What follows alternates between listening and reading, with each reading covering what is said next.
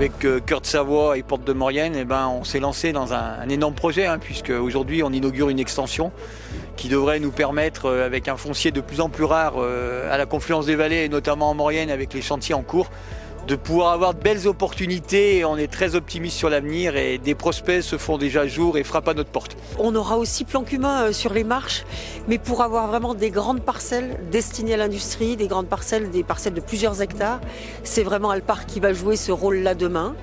Et ça tombe bien, l'industrie, elle est créatrice d'emplois, elle est créatrice encore de ressources sur un territoire comme le nôtre. Tant mieux si on peut encore attirer sur notre territoire. L'industrie, elle a besoin de transport, elle a besoin de l'autoroute, elle a besoin demain, bien sûr, du Lyon-Turin, mais aussi de l'autoroute ferroviaire alpine. Et l'industrie, elle sera bien positionnée ici sur Alparc, en complément d'Alpespace, en complément de Plan Cumin, en complément de tous nos parcs d'activités comme le Héron ou le parc de Carouge à Saint-Pierre-d'Albigny. Alors 70 hectares, c'est la surface globale de tout le parc d'activités, c'est-à-dire la partie existante plus l'extension. Aujourd'hui, il y a 26 entreprises, il y a 300 salariés. C'est vrai que demain, ça va être 2300 salariés. C'est plutôt ce qu'on vise. Et c'est un parc, effectivement, qui est idéalement placé. Ça fait presque plus de 10 ans, 18 ans presque, le projet est sur les rails, si je puis dire, qui permet de concilier aujourd'hui. Il a fallu tout ce temps, finalement, peut-être, pour concilier aussi les objectifs du développement économique avec les objectifs du développement durable. Et l'État est vraiment là pour aider aussi à la résolution de ces contradictions qui ne sont la plupart du temps qu'apparentes et permet justement le développement de projets sur les territoires.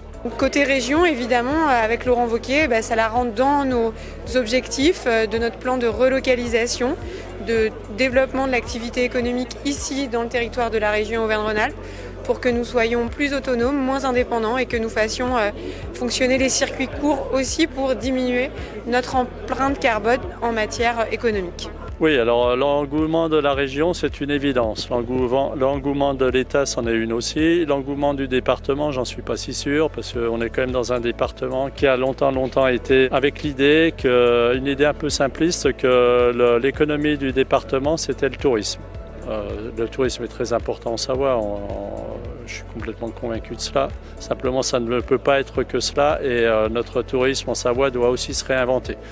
Donc nous, on pense qu'effectivement, et je le pensais déjà du temps où Xavier Dulin était président de Grand Chambéry et Dominique Dore président de Grand Lac, on était complètement convaincus qu'il fallait qu'on ait une attention particulière pour l'économie qu'on connaît ici, l'industrie. On a des très belles entreprises sur tout notre territoire et on se doit de les conserver, de les servir au mieux. Et donc c'est ce qu'on propose aujourd'hui. Moi, j'ai toujours cru au ferroutage.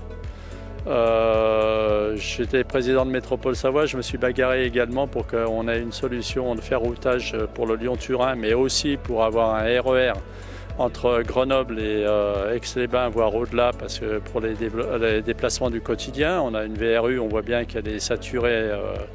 Dès qu'il y a le moindre incident, c'est une catastrophe. Donc moi, j'ai toujours été convaincu de ça. Or, ici, on a la plateforme de ferroutage, on a l'accès au train. Et ça, c'est un atout. Et je suis sûr que c'est un atout l'avenir nous donnera raison, quoi qu'il arrive. C'est une certitude. Parce qu'on a des vallées qui sont quand même encombrées de camions. Une fois que le Lyon-Turin sera réalisé, et de toute façon, il y aura toujours la plateforme ici, il y aura toujours un moyen de véhiculer des marchandises sur le train et également des voyageurs, parce que la ligne sera libérée et du coup, il y aura des gens qui pourront descendre de la vallée, venir travailler ici en train et la halte ferroviaire, je pense qu'elle sera sur notre parc d'activités. Donc, en attendant, il y a aussi une piste cyclable qui permet d'aller à la gare, on a une navette qui permet d'aller à la gare à côté. Voilà, nous on joue la carte à fond du développement et du respect de l'environnement et de la transition. Voilà.